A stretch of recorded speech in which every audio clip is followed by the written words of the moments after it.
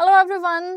आज हम डिस्कस करने वाले हैं भारत में कौन कौन से टॉप 6 एग्जाम्स हैं बैंक के। ठीक है, जब ग्रेजुएट हो जाते हैं हम लोग उसके बाद से कौन कौन से ऐसे बेस्ट 6 एग्जामिनेशन होते हैं बैंक्स के जिसको हम देकर क्वालिफाई कर सकते हैं और एक बेहतरीन जॉब में अपनी एंट्री कर सकते हैं।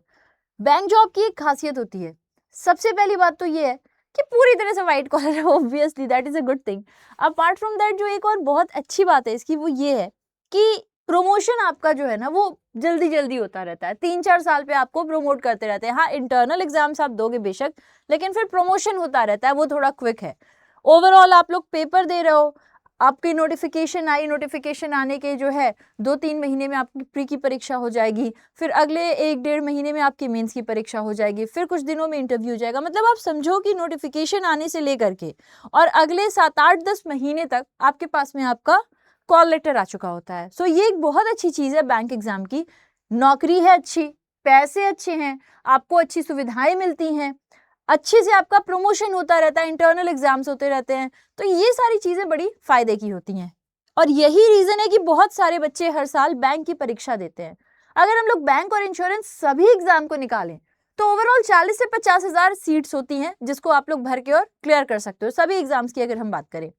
लेकिन इसमें कुछ ऐसे एग्जाम्स होते हैं जो टॉप नॉच के होते हैं और जो टॉप नॉच पे रहते हैं क्योंकि इनकी बात थोड़ी अलग होती है, थोड़ी सी आप कह लो। अब मैं ये नहीं कहूंगी कि इसके अलावा जो एग्जाम है दैट इज अ वेस्ट, नहीं, ऐसा नहीं है। लेकिन यहाँ हम लोग कुछ अलग से एग्जाम्स को लेकर के आए, मतलब आप ऐसे समझो कुछ को हमने क्लासिफाई करके रखा हुआ है जो कंपैरेटिवली ज्यादा बेटर कंसीडर किए जाते हैं। तो हम जरा इन सभी एग्जाम्स की बात करते हैं कि ये कौन कौन से एग्जाम्स हैं। इसमें आप देख सकते हो एक है आरबीआई ग्रेड बी ऑफिसर।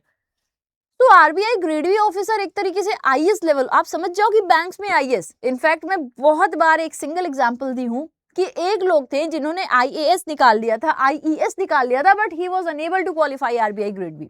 तो आरबीआई ग्रेड बी इतनी ल्यूक्रेटिव बेहतरीन जॉब है ना कि जिसका कोई कंपैरिजन ही नहीं है। It is one of the best job. In fact आपके आसपास में जो लोग भी काम कर रहे होंगे उनसे भी आप बोल दो कि it is RBI grade B, they will be like oh wow. So ये बहुत बहुत ल्यूक्रेटिव, बहुत बेहतरीन जॉब होती है और उतना ही बेहतरीन इसका सिलेक्शन क्राइटेरिया होता है, उतनी ही बेहतरीन इसमें वैकेंसीज भी आती हैं, मतलब गिनी चुनी वैकेंसीज आती हैं।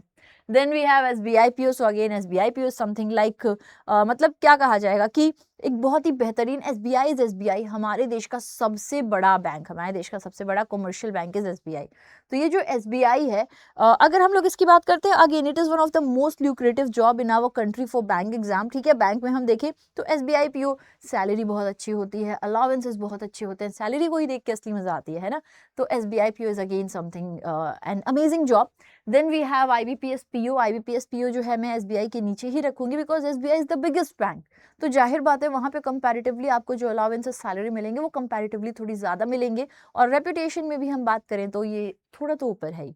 Then we have IBPS PO. IBPS के माध्यम से आप लोग जो हमारे देश के 11 नेशनलाइज बैंक्स होते हैं, जैसे यूको हो गया, यूनियन हो गया, सेंट्रल बैंक हो गया, केनरा बैंक हो गया, अ, फिर आपका पीएनबी हो गया, बीओबी हो गया, ये जितने भी बैंक्स होते हैं इसमें जो भर्ती होती है वो आईबीपीएस के माध्यम से होती है। तो जब आप आईबीपीएस की परीक्षा देते हो तो जो ये 11 नेशनलाइज बैंक्स होते हैं इसमें आपकी भर्ती की जाती है और उसमें जो पीओ है ये मैं थर्ड पर रखी हूँ।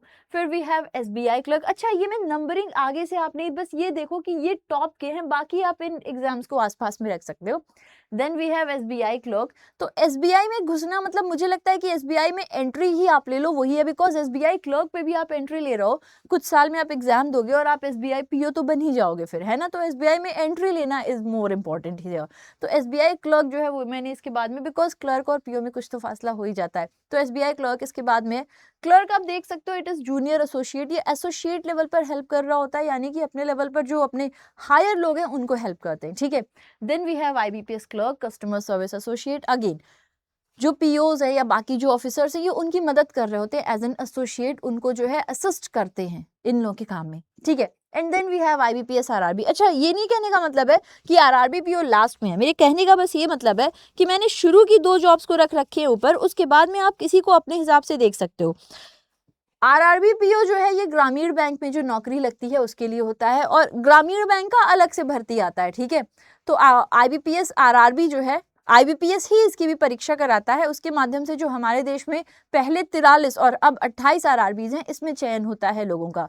RRB में क्या होता है कि जनरली ये रूरल एरियाज में है, तो कुछ लोगों को लगता है यार मुझे मेट्रो एरिया में जाना है, मुझे ऐसे रहना है, तो उन लोगों के लिए RRB will be something like पैसे तो अच्छे मिल रहे हैं, जॉब तो अच्छी है, लेकिन आपका जो ये था कि यहाँ पे रिलोकेट करके जाते या वहां पर जाते, वहां पे थोड़े रह जाते हैं। हालांकि this is also very nice job, बस एक उन लोगों के लिए ड्रॉबैक हो जाता है जो किसी मेट्रो सिटी में रहना चाहते हैं, कि जनरली आप लोग को किसी ग्रामीण एरिया में मिलेगा। ठीक है, तो ये टॉप 6 बैंक एग्जाम्स हो जाते हैं।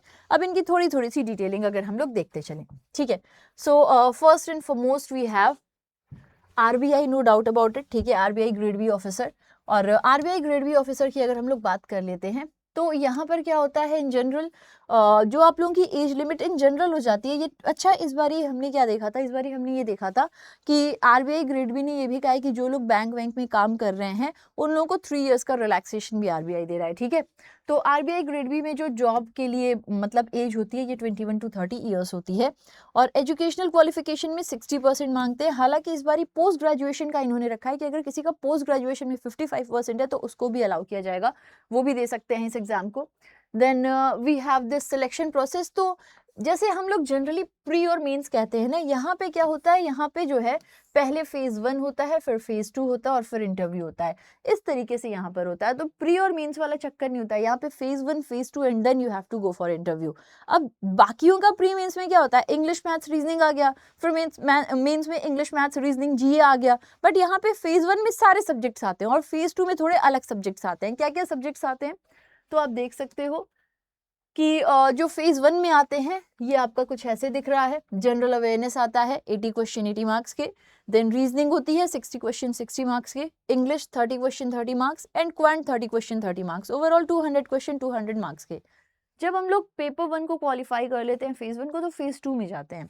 फेज 2 में आपके ये 3 चीजें हो जाती हैं। अब यहाँ पे मैंने क्या कहा, generally English maths reasoning GA आपका मेंस में आता है, इंग्लिश मैथ्स रीजनिंग आपका प्री में आता है। यहाँ अलग होता है, यहाँ पे मेंस में आपका इकोनॉमिक सोशल इश्यूज आते हैं, इंग्लिश का डिस्क्रिप्टिव पार्ट होता है और फिनेंस मैनेजमेंट होता है। इस तरीके से होता है। हालांकि हम लोगों ने इसकी डिटेलिंग कई बारी कर रखी है, नोटिफिकेशन में भी कर रखी है, बस मैं आपको एक ओवरऑल वो दे रही हूँ, व्यू दे रही हूँ कि कैसे होता है। ठीक है, फिर we have SBI PO।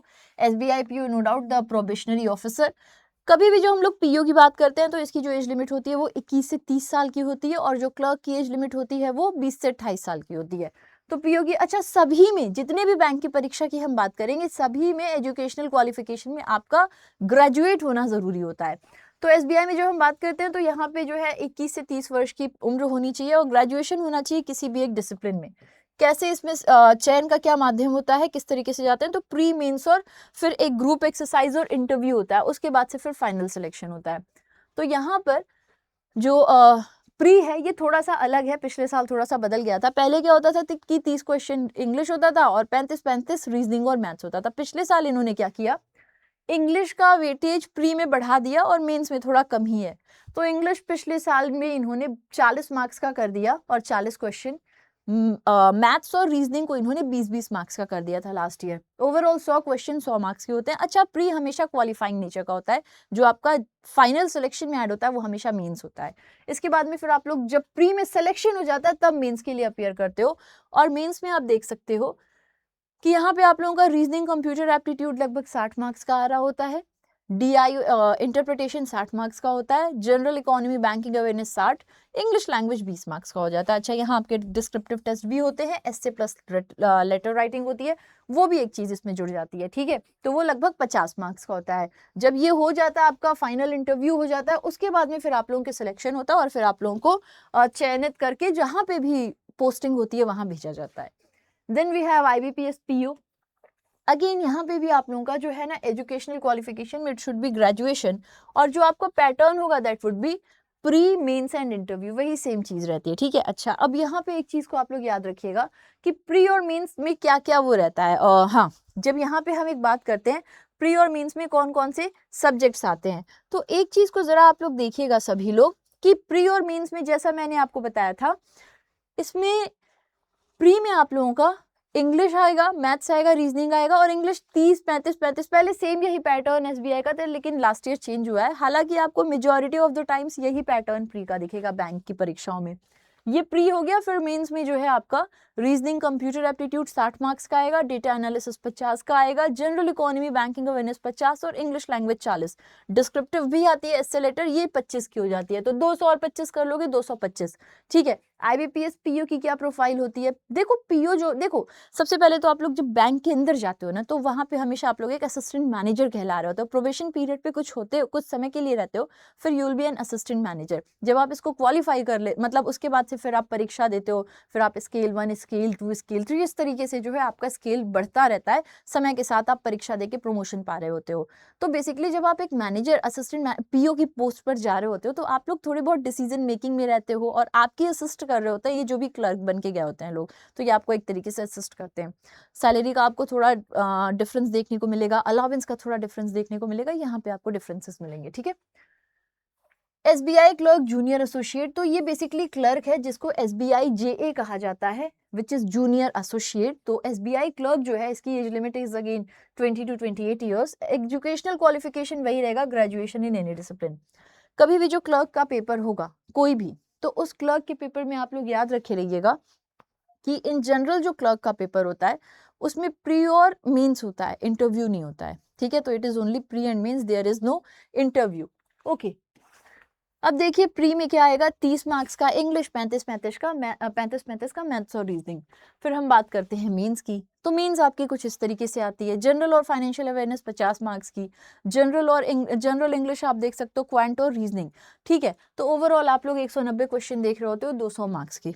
Okay, तो ये आप लोगों का हो गया एसबीआई क्लर्क। जब हम बात करते हैं IBPS clerk, again IBPS clerk में क्या होगा, वही सेम काम जो आप एसबीआई में कर रहे थे क्लर्क की तरह, वो आप आईबीपीएस में करोगे। तो आईबीपीएस क्लर्क में भी क्या है, 20 से 28 साल का आपका एज लिमिट होगा। एजुकेशनल क्वालिफिकेशन में आपको ग्रेजुएट होना चाहिए, कंप्यूटर नॉलेज की रिक्वायरमेंट होती है। तो अगर अगर आपने कभी कंप्यूटर नहीं पढ़ा है 10 वर्ष तक, तो for a safer side I will say कि हैव अ कंप्यूटर सर्टिफिकेट, वो आपको इवेंचुअली कहीं ना कहीं हेल्प करने वाला है। ठीक है, सिलेक्शन प्रोसेस की हम बात करें, since it is the clerk, ठीक है, ये क्लर्क की पोस्ट की बात की जा रही है, तो क्लर्क की पोस्ट में इट इज ऑलवेज कि प्री और मेंस होगा, इंटरव्यू जैसा कुछ नहीं होगा। तो यहाँ पे प्री और मेंस रहता है, इंटरव्यू नहीं रहता है। ठीक है, प्री में क्या होता है, अगेन इंग्लिश, मैथ्स, रीजनिंग आप लोगों का, इंग्लिश आएगा 30 क्वेश्चन 30 मार्क्स का, रीजनिंग और क्वांट आपका 35 क्वेश्चन 35 मार्क्स, इसी मार्क्स की ऐसे ही आता है।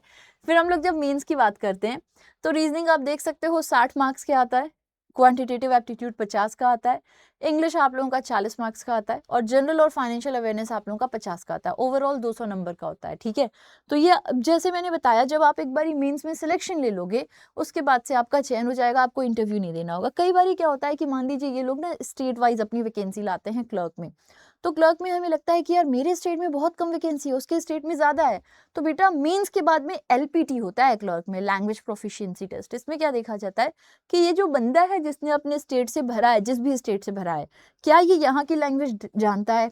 मान लो कोई व्यक्ति है जो उत्तर प्रदेश का है, उसने देखा महाराष्ट्र में बहुत सारी वैकेंसी है, महाराष्ट्र से भर दिया, अब उसे मराठी नहीं आती है, तो यार आप मराठी जब नहीं बोल पाओगे तो वहां के लोगों से बात कैसे करोगे, वो तो एक चैलेंज खड़ा हो जाएगा। तो इस वजह से लैंग्वेज प्रोफिशिएंसी टेस्ट में देखा जाता है कि लिखना, पढ़ना, समझना ये इन्हें आ रहा है कि नहीं। अगर वो क्वालिफाई कर लेते हैं तो फर्दर होता है, वरना अगर नहीं कर पाओगे, क्योंकि कस्टमर को डील करना है, बैंक एक सर्विस सेक्टर जॉब है, कस्टमर को डील कैसे करोगे अगर नहीं आएगा। So that is an important thing. ठीक है, तो ये आप देख लो। इसके अलावा भी है आईबीपीएस, आरआरबी, पीओ। ओके, तो जब हम लोग बात करते हैं आरआरबी पीओ की, ओके देखो याद रखे रहिएगा, आरआरबी पीओ जो है ये कहाँ के लिए होता है, ये सिंपली आप लोगों का जो है गांव देहात में, आप लोग देखो गांव देहात में ही भेजा जाता है, ग्रामीण बैंक के लिए है। किसके लिए है, ग्रामीण बैंक के लिए है। तो जब हम लोग बात करते हैं आरआरबी पीओ की, याद रखे रहिएगा सभी लोग कि हाँ, तो जब भी हम लोग बात करते हैं इनकी, खास बात यही हो जाती है कि जनरली ये उन लोगों को ज्यादा पसंद होता है जो लोग अपने घर के आसपास में रहना चाहते हैं। ठीक है, तो जो लोग भी ऐसे होते हैं जिन्हें लगता है कि यार हम अपने घर के आसपास में रहना चाहते हैं, उनके लिए बहुत बढ़िया जॉब है, वो आसानी से इसमें कर सकते हैं। और जो है कहाँ पे आपका चयन होता है, तो वो होता है आपके घर के आसपास में जो भी कोई ऐसी एरिया हो, मतलब आप कह लो कि जो भी कोई ऐसी एरिया हो थोड़ी गांव की, वहां पे मिल जाएगा। ठीक है, अच्छा, आरआरबी पीओ के लिए जो उम्र होनी चाहिए इट इज 18 to 30, अगर वही आरआरबी क्लर्क की बात हो तो 18 to 28 हो जाता है, ठीक है। खैर हम लोग अभी पीओ की बात कर रहे हैं। एजुकेशनल क्वालिफिकेशन में it should be graduation in any discipline, किसी में भी आप ग्रेजुएट होने चाहिए। चूंकि एक पीओ है तो यहाँ पे प्री मेंस और उसके बाद में इंटरव्यू भी रहेगा, ठीक है। अब प्री का यहाँ पे प्री अलग हो जाती है, इंग्लिश पूछी नहीं जाती है प्री में, बस मैथ्स और रीजनिंग आती है, 40 क्वेश्चन 40 मार्क्स। यहाँ पे बहुत ज्यादा मैटर करता है कि आपकी स्पीड बहुत अच्छी होनी चाहिए, बहुत मैटर करता है इसमें। कई बार लोग होते हैं जो एसबीआई और आईबीपीएस निकाल रहे हैं ना बट आरआरबी में रह जा रहे हैं क्योंकि वो उनकी स्पीड बनी नहीं पा रही उस तरीके से, ठीक है। तो यहाँ पे आप लोगों का 40 क्वेश्चन रीजनिंग, 40 क्वांटिटेटिव एप्टीट्यूड का रहता है। देन मीन्स आ जाता है आप लोगों का, ठीक है। तो मेंस में भी आप लोग देख सकते हो, ये भी आप लोगों का इस तरीके से, अच्छा वो वहाँ पे सॉरी थोड़ा सा गलत हो गया है। तो मेंस में भी जो आप लोगों का ये पैटर्न हो जाता है, ये 40-40 क्वेश्चन का इस तरीके से हो जाता है, ठीक है। और सॉरी 40-40 मार्क्स का हो जाता है। फिर फाइनली जो है जब आपका इसमें सिलेक्शन हो जाता है तब जाकर के आप लोगों का क्या होता है, तब जाकर के आप लोगों का चयन होता है। लेकिन हाँ, मेंस के बाद में you have to go for interview, जब इंटरव्यू भी क्वालिफाई कर लिया है तब जाकर के फाइनल सिलेक्शन होता है। तो अच्छा एक बात कई बार ये आती है बच्चों में कि मैम जो हम इंटरव्यू देने जा रहे हैं अगर हमें इंग्लिश नहीं आती है तो कभी भी आपका interview is not at all about your English. Interview में इंग्लिश को कोई मतलब नहीं है। आप अपना इंटरव्यू जब देने जा रहे हो तो जो भी लैंग्वेज है आपकी आप उसमें रखो, लेकिन उसमें कॉन्फिडेंट रहो कि हाँ मुझे ये आता है और मैं इसे दे सकता हूँ, मैं इसे बढ़िया से कर सकता हूँ, ठीक है। तो बस आप ये चीज को ध्यान रखे रहिएगा कि आप जो भी इंटरव्यू देने जा रहे हो आप उसको लेकर के बिल्कुल ही क्या हो, बिल्कुल ही कॉन्फिडेंट हो और आप उसको लेके कॉन्फिडेंट होकर के दे रहे हो, ठीक है। अच्छा एक और भी बात ध्यान दीजिएगा, ये जैसे मार्क्स लिखा हुआ है ना यहाँ पे क्वेश्चंस हो जाएंगे तो थोड़ी सी इसमें गड़बड़ी है, I am very sorry for that. जैसे ये मार्क्स लिखा हुआ है तो आरआरबी पीओ की जो हम बात करते हैं मेंस की, ये क्वेश्चंस हैं, ये इतने इतने क्वेश्चंस आते हैं 40-40। जब हम मार्क्स की बात करते हैं, इसको भी मैं जरा 40 कर देती हूँ, ठीक है। ये ना 40 क्वेश्चंस होंगे, वेरी सॉरी फॉर दैट, ठीक है। क्वेश्चंस हो जाएंगे यहाँ पे। अच्छा जब हम बात करते हैं इसमें से रीजनिंग की, तो रीजनिंग कितने मार्क्स का आता है, रीजनिंग आप लोगों का अराउंड 50 मार्क्स का आता है, ठीक है। तो रीजनिंग जो है ये कितने का आ जाता है, रीजनिंग 40 क्वेश्चंस होते हैं और ये जो 40 क्वेश्चन होते हैं रीजनिंग के, ये 50 मार्क्स के होते हैं, ओके। फिर हम देख रहे हैं क्वांटिटेटिव एप्टीट्यूड, तो बेटा जो क्वांटिटेटिव एप्टीट्यूड हो जाता है ये 50 मार्क्स का होता है, ठीक है। कितने का हो जाता है, 50 मार्क्स का ये भी हो जाता है आपका क्वांटिटेटिव एप्टीट्यूड। 40 क्वेश्चंस होते हैं और ये भी जो मार्किंग हो जाती है that would be 50। Then we are seeing general awareness, तो जनरल अवेयरनेस की जो हम बात करते हैं 40 क्वेश्चन होते हैं 40 मार्क्स के, ठीक है। इंग्लिश और हिंदी 40 क्वेश्चन होंगे 40 मार्क्स के और कंप्यूटर में 40 क्वेश्चन होंगे 20 मार्क्स के, ठीक है। तो यहाँ पे आप लोग देख सकते हो बाकी ये 40, 40 और 20, मतलब कि ये जो कंप्यूटर होता है इसमें 40 क्वेश्चन आते हैं पर उसकी मार्किंग की जब हम बात करते हैं तो वो 20 होती है। इस तरीके से इसका पैटर्न होता है, हालांकि वो हम लोग जो है फर्दर आगे डिस्कस कर रहे होंगे, नो वरी अबाउट इट, ठीक है। तो ये मैंने आपको बता दिया कि these are some banking examination, the top notch bank exam जो आप लोग आफ्टर ग्रेजुएशन जिसमें क्या कर सकते हो, अपीयर कर सकते हो। अब इसमें एक बात है, जितने भी बैंक एग्जाम्स आप देखोगे इन सभी में ये एक चीज जो है आप देख सकते हो, रीजनिंग एबिलिटी सभी एग्जाम में आपको मिलेगी, क्वांट सभी में मिलेगा, इंग्लिश सभी में मिलेगा, जनरल बैंकिंग अवेयरनेस सभी के मीन्स में मिलेगा, कंप्यूटर आपको कुछ के मीन्स में मिलेगा, डिस्क्रिप्टिव राइटिंग आप लोगों को पीओ लेवल एग्जामिनेशन में जरूर देखने में मिल जाएगा इन जनरल, ठीक है। यहाँ पे मैंने एज लिमिट एक साथ में लगा रखी है, आरबीआई ग्रेड बी में 21 to 30। अच्छा यहाँ पे जैसे मैंने आपसे कहा प्री और मीन्स ना करके हम लोग इसे क्या कहते हैं, फेज 1 और फेज 2, ठीक है। तो ये फेज 1 और फेज 2 हो जाता है। एसबीआई पीओ में आप देख सकते हो प्री मेंस इंटरव्यू, आईबीपीएस में pre mains interview, SBI clerk pre mains, IBPS clerk pre mains, IBPS RRB PO pre mains और इंटरव्यू, ठीक है। फिर 80 से 85%, इनफैक्ट आई से कि चलो कह सकते हैं हम लोग इसे 90%, अगर हम लोग आरबीआई ग्रेड बी का फेज 2 वाला पार्ट हटा दें तो जो सिलेबस है इट इज सेम। अगर ग्रेड बी का पार्ट हटा दें तो it will be 100% same for all the examination. अच्छी बात यह है कि वही सिलेबस पढ़ो और उसी को पढ़ के आप इन सारे एग्जाम्स में अपियर कर सकते हो। बस आरबीआई ग्रेड बी का फेज 2 थोड़ा अलग हो जाता है, तो वो बस एक चीज अलग हो जाती है। कोर सब्जेक्ट्स जो आपके रह जाते हैं वो हमेशा यही रहेंगे, इंग्लिश, मैथ्स, रीजनिंग और जीए, यही कोर सब्जेक्ट्स हैं। इनको बहुत अच्छे से करके आप तैयारी चाहो तो बेहतरीन तरीके से कर सकते हो, ठीक है। रेस्ट अगर आप तैयारी करना चाहते हो तो आप हमें हमारे चैनल पे भी ज्वाइन कर सकते हो। मैंने आपको बता दिया कि क्या क्या एग्जाम्स होते हैं, कहाँ कहाँ पे आप बेस्ट स्कोर कर सकते हो, ठीक है। और अगर आप चाहते हो हमारे साथ में मिल करके अपनी तैयारी को और अच्छा करना तो आप हमें हमारे चैनल पे ज्वाइन कर सकते हो, ठीक है। इसके अलावा यहाँ पे सारी की सारी क्लासेस चलती हैं, that you all can see. और अगर आप चाहते हो अपनी करंट अफेयर्स को बेहतर करना तो उस केस में आप क्या कर सकते हो, उस केस में आप हमारे साथ जुड़ सकते हो। जैसे ये करंट अफेयर्स की मेरी क्लास डेली चलती है बैंकिंग वाला की चैनल पर, इस पे आप जुड़कर और अपनी करंट अफेयर्स को बेहतर कर सकते हो। बाकी भी क्लासेस हमारे चैनल पे होती हैं, तो यहाँ से आप अपनी तैयारी को बेहतर कर सकते हो। सो नाउ आई होप आप लोगों को एक आइडिया मिल गया होगा टॉप बैंक एग्जाम्स क्या हैं। आरबीआई असिस्टेंट जो है, कभी क्या होता है कि वो हर साल नहीं आता है, इसलिए मैंने उसको ऐसे इंक्लूड नहीं किया। हालांकि RBI assistant is also something like top notch exam, no doubt, लेकिन हर साल अगर हम कहें कि क्या वो हर एक साल पर आता है, तो वो नहीं आता है, इस वजह से मैंने इंक्लूड नहीं किया। बाकी अब बाकी जितने भी जनरल एग्जाम्स को देखोगे वो हर साल कंडक्ट होते हैं, ठीक है। तो चलो फिर मुलाकात करेंगे, तब तक आप अपनी तैयारी अच्छी रखिए, क्योंकि अब नोटिफिकेशन धीमे धीमे आने शुरू होंगे। फिर मुलाकात करेंगे, तब तक thank you, take care, love you, bye bye.